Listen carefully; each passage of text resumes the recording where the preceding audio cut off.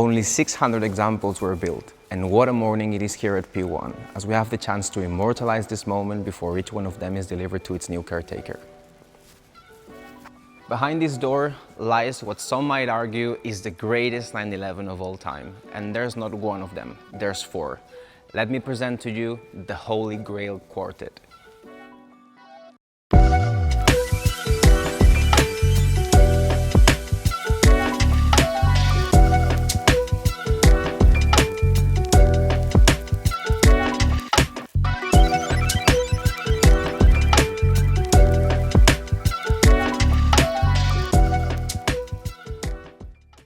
The GT3 RS 4.0 is the final page of a story that can no longer be written.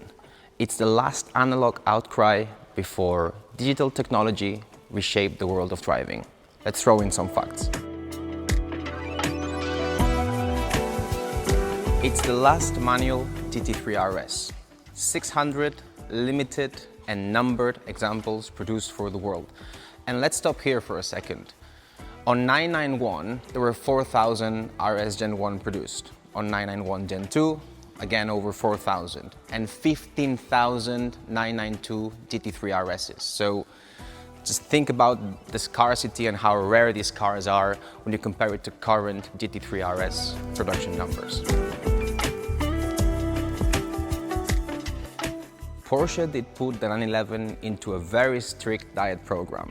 They used carbon fiber on the front hood, specific carbon fiber front fenders, which were only used also on the 997 GT2 RS, only if you optioned it. It was factory in all 4.0 RSs, and plastic rear windows, and ended up hitting the scales at only 1,360 kilos. Single mass flywheel, and seriously, one of the most engaging experiences you can have with a manual transmission car. Just look at that. Hard, short, precise. Race car.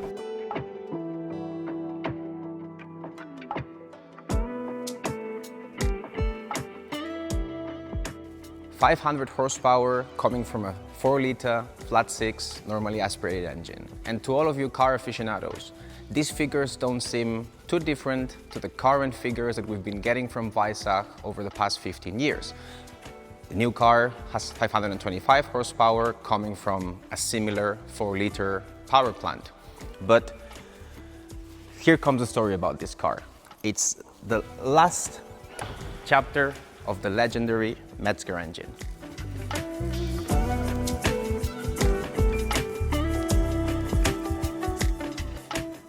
It is, in Porsche circles, a name spoken with reverence. Behind every great machine, there's a name that defines it. For Porsche, that name is Hans Mezger, an engineer whose career with the brand spanned more than 4 decades. Mezger was responsible for some of the most iconic engines ever built, from the air-cooled flat 6s of the early 911s to the turbocharged 917 that dominated Le Mans, and the TAC Porsche Formula One engine that powered McLaren to 3 world championships. His philosophy was simple: purity through precision. Every component had to serve a purpose, nothing more, nothing less. The 4-liter unit inside the 997 GT3 RS 4.0 was the final evolution of his legendary design. Naturally aspirated, hand-built, and engineered without compromise, it represents the last breath of Mezger's mechanical vision. The values on 997 GT cars have skyrocketed over the past couple of years, and we don't see it stopping anytime soon. This is due to how scarce these cars are, how analog the driving experience that you get, which is so different, so different to anything else you want to compare it with. And to be honest, what other driving experience that get close to these cars you can have for a roughly same amount of money? In my opinion, nothing.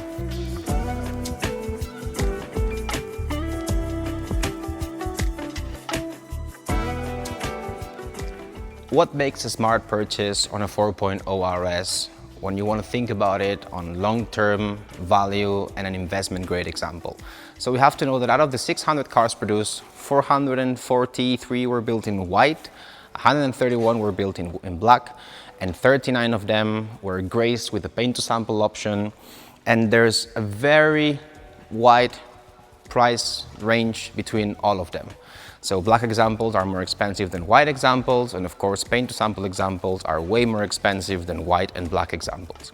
But in our experience, all of these cars have to have certain collectible characteristics, which in our opinion should be, they have to be below 10,000 kilometers, they have to be first paint, and the overwrap reading must not read over levels 1 and 2.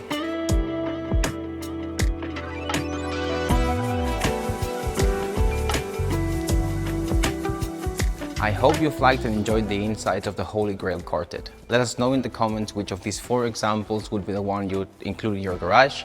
Thank you for watching and stay tuned for more videos.